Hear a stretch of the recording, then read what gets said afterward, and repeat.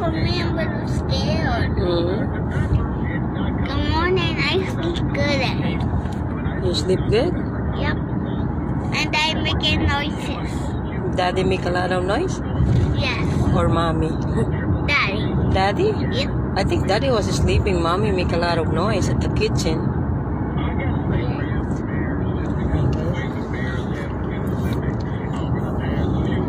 Good morning. Maaga. Maaga. Natulog kagabi. Think mga maaga daw yung. Oh yeah, maaga na yun. 9 o'clock probably. 9 or 10. Maaga na yun. Kasi usually natutulog ako. Ano? 1 o'clock. So kagabi maaga natulog kasi nga yung sakit ng ulo ko. Nakatulog na lang talaga ako na dapat maliligo pero hindi na. Nagising. Pero maaga rin akong ginising ni Lord. 4 o'clock. Kasi nga kailangan kong maligo at saka mag-prefer ng pagkain namin, bako namin. Kasi kami ay magtitinda. Ayan. Kaya maga kami nakalis ngayon. 6 o'clock pa lang. Ayan, 6 o'clock. Kasi sabi ko sa kanya, ako'y hindi sasama pag aalis ng 7 o'clock kasi masyado ng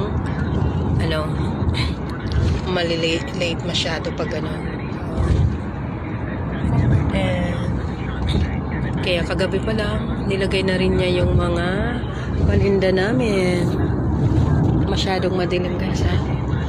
Nilagay na niya yung paninda kagabi pa lang. Kaya pagising niya, hindi na niya kailangan maglagay ng mga stuff sa car. Dahil ayan, good morning. Sandaling open light lang guys ha. Quick turn on the light. Ayan, maga kami. Ayan, titinda kami ulit. Ayan, tinda kami. Ayan, may baon na naman kami. Ayan, kaya nagigising ako ng maga talaga kasi nga prepared na mga baon na. Maghapon kasi kami. Ayan, kailangan namin ng baon. Lalo na sa Britney, kanin. Ayan, sa maghapon. Ako pansit kasi may niload ako kagabi. Ayan, turn off natin yung light kasi nagka-drive siya. Press. Ayan. Malayo-layo yung aming biyahe. 1 hour mahigit. Good evening sa Pilipinas. Good morning sa USA. Thank you for watching. Hindi ko masyadong yung kung sino yung nanonood. Thank you.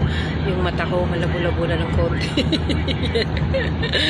Oh my goodness.